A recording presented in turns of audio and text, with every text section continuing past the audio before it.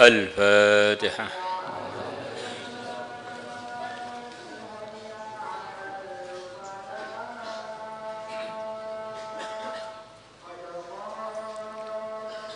16 apa 15? Bismillahirrahmanirrahim. Wa kharraja, dan Imam Tabarani telah meriwayatkan, aidan juga, terakhir wa kharraja,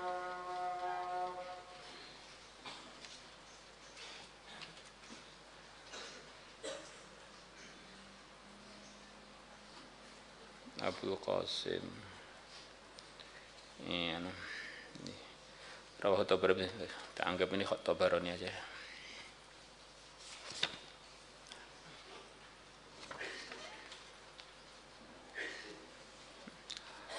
Ini 16 wa al-Tha'labah, kharrajanya. Bismillahirrahmanirrahim. Atafnya kita anggap ke Abdul Qasim Al-Asbihani aja, karena terakhir kharaja Abdul Qasim. Bismillahirrahmanirrahim. Wa kharaja, telah meriwayatkan aidan juga bisnadi dengan sanadnya beliau Abdul Qasim, an Abi Musa, dari sahabat Abi Musa radhiyallahu anhu, qala, Abu Musa mengatakan, qala, telah bersabda Rasulullah sallallahu alaihi wasallam, yab'atsullahu al-ibada yaumal qiyamah, Allah akan membangkitkan para hamba pada hari kiamat. Tsumma yumayyizu, kemudian Allah membedakan, memilah al-ulama, para ulama. Para ulama dibedakan kelompoknya dengan yang bukan ulama. Sebagaimana di dunia para ulama memang beda dengan umumnya orang Islam. Fayaqulu, maka Allah berfirman, ya ma'syara ulama, wahai golongannya para ulama, inni, sesungguhnya aku, lam adha ilmi fikum liwa'adzibakum, aku tidak meletakkan ilmuku kepada kalian, ilmu agama, liwa'adzibakum, untuk aku menyiksa kalian. Jadi kalian itu tak jadikan ulama, tak titipi ilmu agama dari aku, tidaklah untuk aku siksa, mesti akan aku beri anugerah. Sebagaimana ilmu itu anugerah, kok saya titipkan kepada seseorang, maka orang itu memang orang yang akan diberi anugerah oleh yang nitipi, yaitu oleh Allah. Idhabu, pergilah kalian, faqad ghafartu lakum, maka sungguh aku telah maafkan untuk kalian. Maka ini ada ulasan dari Hafidz Ad-Dimyati, yang tentu saja ini nasihat untuk para pelajar dan para pengajar, dan orang yang bukan pelajar dan para bukan pengajar jangan sampai ikut-ikutan buruk sangka. Ini sepertinya pelajar atau pengajar yang dinasihati oleh Hafidz Dimyati itu sepertinya ustadz di kampung saya itu sepertinya. Orang yang dengarkan nasihat, perasaannya untuk orang lain, itulah tanda orang yang kurang beruntung atau bahkan nggak beruntung. Maknanya dia ini sudah nggak merasa perlu diluruskan, perlu dikritik, perlu dievaluasi. Ini bahaya. Setiap kita mendengar nasihat, rasakan itu untuk saya, itu bukan untuk teman saya. Maka kalau orang dengar nasihat kemudian nengok kanan nengok kiri, oh berarti ini parah ini. Parahnya melebihi teman-temannya karena dia nggak merasa salah sama sekali. Qultu, aku berkomentar, wa hadzal hadits, dan hadis ini, wa asbahu, yang dengannya seperti hadis ini, mengenai fadilah-fadilah ilmu agama, pencarinya, pengajarnya. Wa jami'u ahadithi hadzal bab, dan semua hadisnya bab ini. Innama hiya, sesungguhnya, hadzal hadis wa asbahu wa jami'u hadis hadzal bab, fi haqqil alim al-amil, adalah untuk haknya orang yang alim yang mengamalkan ilmunya. al-mubtaghi bi'ilmihi wajhallahi azza wa jalla, yang dia mencari dengan ilmunya ridhonya Allah azza wa jalla. Sebetulnya ini sudah diringkas dalam setiap keterangan kita bahwa semua kebaikan apapun itu namanya, baik pun untuk orang alim, untuk orang awam, untuk pelajar, untuk wanita, atau untuk remaja, itu semuanya hanya akan didapat kalau dikerjakan sesuai dengan prosedurnya, dengan ketakwaan yang telah diringkas dalam firman Allah, innama yataqabbalullahu minal muttaqin. Kita ini harus mengamalkan yang baik, memperjuangkan yang baik dengan disertai prosedurnya, mengamalkan yang diperintahkan ketika mengerjakan hal tersebut dan menjauhi yang dilarang. Kalau enggak, tidak jadi kebaikan karena kita bukan termasuk yang sesuai prosedur. Ngaji itu baik, tetapi kalau enggak sesuai prosedur, ada orang-orang ngaji yang dimurkai Allah, qad ya'lamullahu alladhina yatasallaluna minkum liwahda. Salat itu baik, salawatan itu baik, wirid itu baik, baca tasbih dan tahmid tahlil itu baik, syahadat itu kunci surga. Tetapi kalau itu semuanya dikerjakan tidak disertai dengan takwa, fawailul lil musallin. Takwa ini kumpulan amalan yang barusan disebutkan tadi. Wa ammal alimu ghairul amil, adapun orang alim yang tidak mengamalkan ilmunya, fa innahu, maka sungguhnya dia min asyaddin nasi adzaban, lah termasuk orang yang termasuk manusia yang paling berat siksanya yaumul qiyamah, pada hari kiamat. Kalau begitu saya takut Pak, ngaji nanti jadi orang alim siksanya paling berat. Yang alim saja siksanya termasuk paling berat, apalagi yang enggak belajar langsung kesiksa terus. Dia enggak tahu dari awal tuh langsung enggak lulus. Yang belajar aja loh ada yang enggak lulus, apalagi yang enggak tahu. Jadi belum pernah masuk ujian langsung enggak dapat ijazah. Orang itu sudah belajar nyetir, akhirnya dapat surat izin mengemudi SIM. Itu aja kadang-kadang masih nabrak-nabrak. Nggak pernah belajar sama sekali langsung nyetir. Bukan hanya nabrak-nabrak, nabrak terus. Nah, kadang-kadang orang itu komentar negatif tuh nggak sempurna begitu loh. Jadi orang alim pun ada yang gagal, apalagi yang dari awal nggak tahu. Seperti dokter ahli kesehatan, sekian banyak dokter kelihatan ngerokok, berarti gagal mengamalkan ilmu kedokterannya. Tetapi dia tahu kedokteran, yang tahu aja kadang enggak mengamalkan. Kalau enggak tahu, di otaknya itu loh enggak ada bahan untuk tahu bagaimana dia mau benar, tahu aja enggak loh.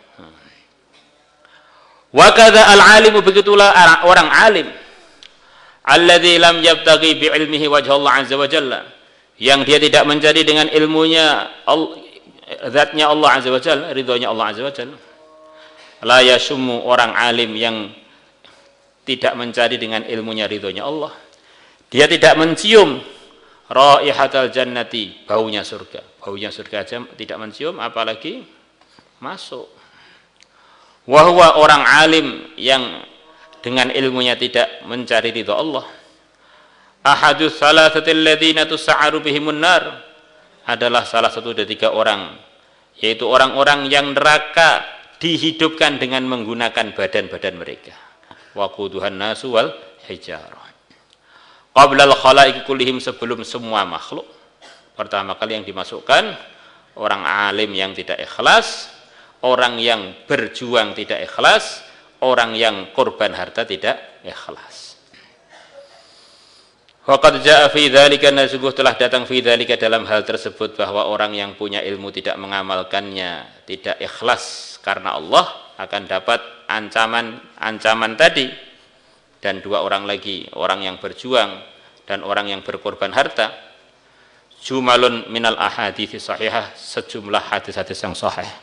Laisa hadzal kitab mahluwa, kitab ini bukanlah tempatnya hadis-hadis tersebut. Wa qad sa'ala, dan sungguh telah bertanya Farqadus Sabakhi, Syekh Farqad As-Sabakhi, Beliau bertanya Al-Hasan Al-Basri kepada Hasan Al-Basri an syai'in mengenai sesuatu. Hasan Basri termasuk tabi'in yang dianggap paling senior, khususan di negeri Irak, di negeri Basrah. Bahkan orang-orang Basrah mengatakan bahwa menurut kami tabi'in orang yang terafdal selepas sahabat adalah Hasan Al-Basri. Fajabahu, maka Hasan Basri menjawab pertanyaannya Farqad. Faqal, maka Farqad mengatakan, innal fuqaha yukhalifunaka, sesungguhnya para ahli fikih mereka menyelisihi kamu dalam jawaban barusan. Ini kok mboten sesuai dengan jawabannya para fuqaha. Faqala, maka berkatalah Hasan Basri, thaqilatka ummuka Furaiqatu. Tasghirnya Farqad. Ibumu kehilangan kamu, wahai Furaiqat, wahai Farqat. Ini satu ungkapan dalam bahasa Arab, maksudnya kamu itu orang rugi. Ibu kamu itu rugi punya anak kamu itu. Kok kamu kurang pinter nih? Ini kurang lebih thaqilat ka umuka, ibumu kehilangan kamu, maksudnya ibumu rugi punya anak kamu. Wa hal ra'aita faqihan bi'ainika, apakah kamu pernah melihat orang yang faham agama dengan mata kamu itu?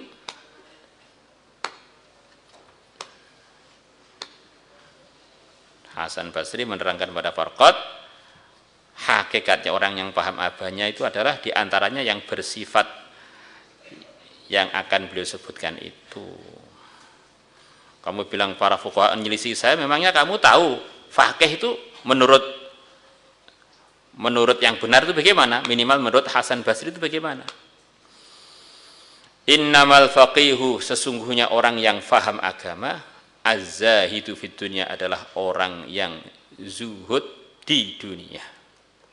Orang yang tidak tergiur dengan dunia.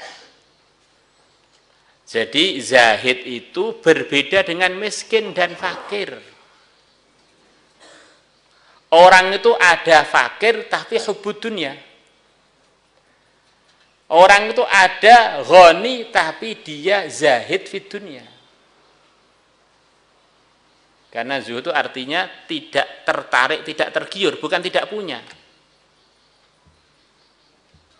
Maka para anbiya ada yang miskin, ada yang sangat kaya, ada yang diraja. Semuanya adalah a'immatu zahidin, pimpinan-pimpinannya orang yang zuhud. Kata Mullah Ali Qori, zuhud itu tidak bisa menjadi nyata pada dirinya seseorang sebelum dia didatangi dunia. Di dunia itu datang pada dia. Kemudian dia tidak tergiur dengan dunia tersebut. Kalau dunia belum pernah datang terus kita ngaku zuhud, itu salah bahasa. Ada orang, kamu banyak tengah-tengah ngaji, ada orang datang pada kamu membawa uang 1 triliun.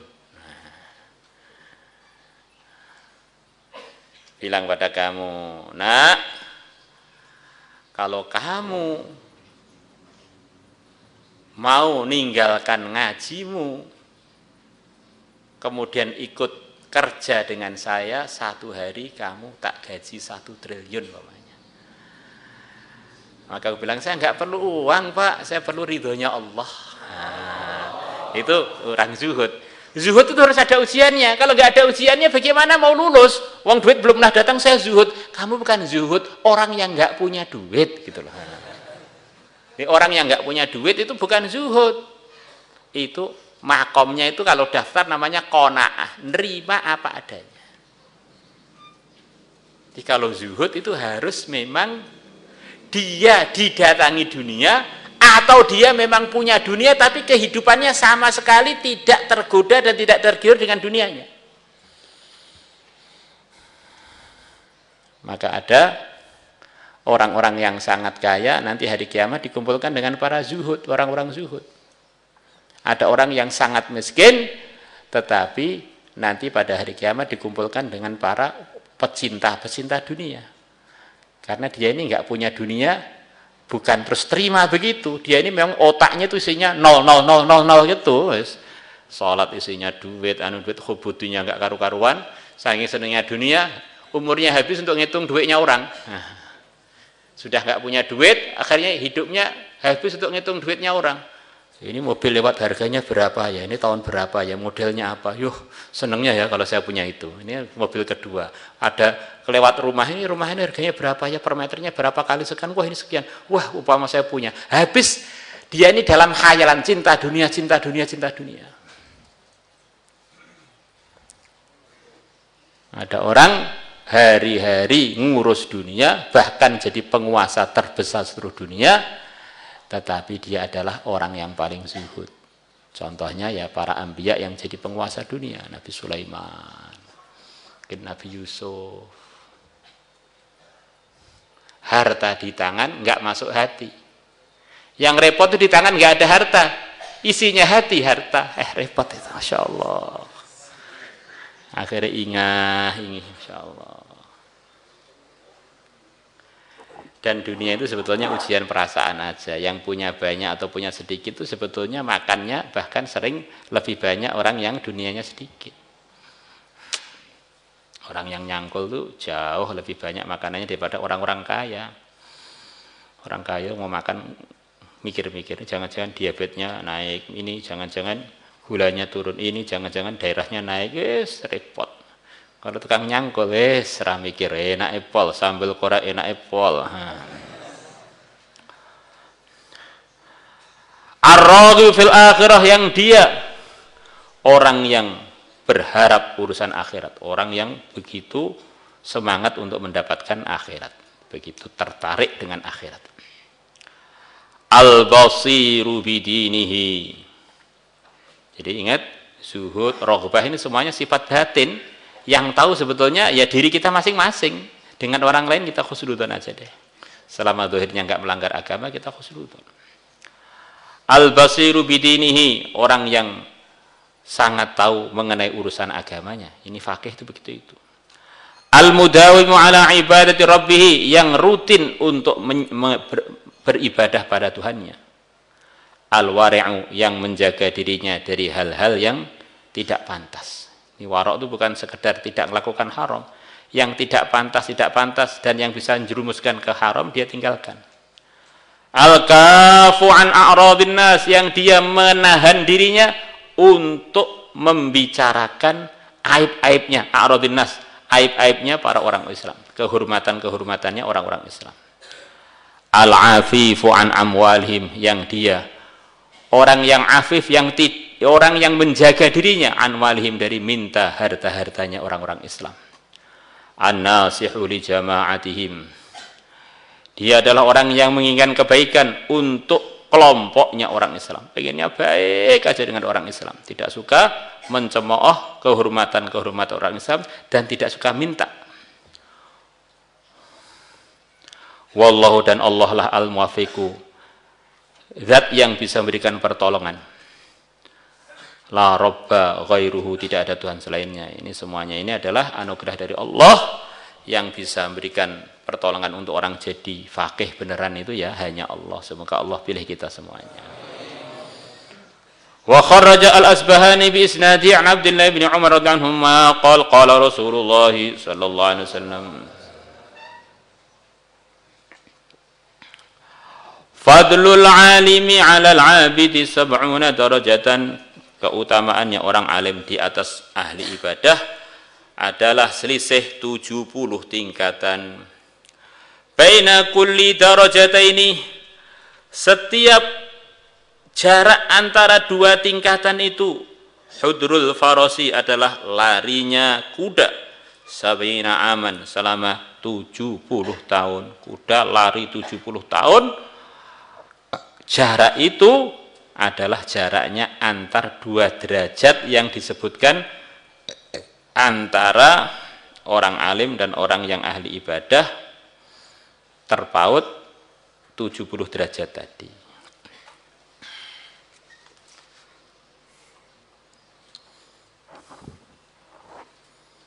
Sementara ini di dalam dunia pacu kuda kuda yang tercepat tuh namanya sekretariat. Sekretariat atau sekretariat. Ada beberapa kuda di Temboro, cucunya sekretariat ini. Yang dia juara dunia bisa lajunya mendekati 90 km per jam. Dan selepas dia mati tahun 80-an itu, sampai sekarang belum ada yang secepat sekretariat itu.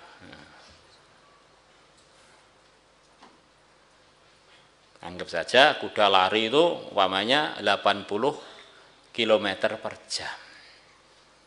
80 kali 24 jam itu berapa itu? 10 jam aja sudah 800 kilo. 20 jam 1.600 per hari. 1 bulan 10 hari 16.000. Kalau 100 hari berapa? 16 juta. Lah kalau 70 tahun, Masya Allah. Ini perbedaan orang alim yang mengamalkan ilmunya, sebagaimana ulasannya dan tambahan keterangan dari Hafidz Dimyati. Perbedaan beliau dengan orang yang ahli ibadah, bukan tukang bangkong. Bukan orang malas-malasan, dengan ahli ibadah terpautnya begitu itu. Apalagi dengan orang awam. Terpautnya orang alim dengan orang soleh yang tidak alim. Karena orang itu tidak akan bisa amal tanpa dapat ilmunya orang yang alim. Maka semua kebaikannya orang-orang soleh yang belum alim, itu semuanya adalah jasanya ilmu. Dan pembawa ilmu adalah orang-orang alim. Maka tidak ada cara yang lebih cepat untuk mendatangkan kewalian, melebihi ngaji kemudian diamalkan, diyakini dan disebarkan. Karena markasnya seluruh kebaikan dimulai dari pengetahuan agama dari para utusan Allah, dari Allah. Maka di dunia ini dan di akhirat nanti nggak ada yang lebih tinggi derajatnya melebihi para ilmuwan. Ilmuwan yang pertama kali adalah para anbiya. Para anbiya yang pertama adalah Sayyidul Anbiya. Dan pewarisnya Nabi yang hakiki adalah yang mewarisi ilmunya, walaupun tidak mewarisi darahnya. Al-ulama'u warathatul anbiya'i. Mewarisi darahnya, belum mewarisi ilmunya, ya belum dianggap di posisi warathatul anbiya, bimakna dia sebagai rujukan di dalam mengarahkan kebenaran.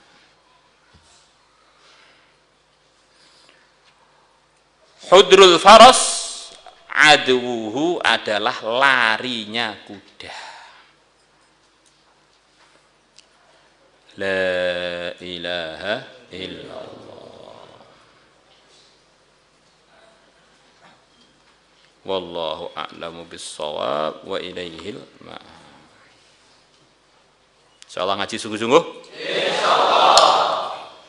Ngaji, diamalkan, diyakini, diperjuangkan, disebarkan. Salatullah, salamullah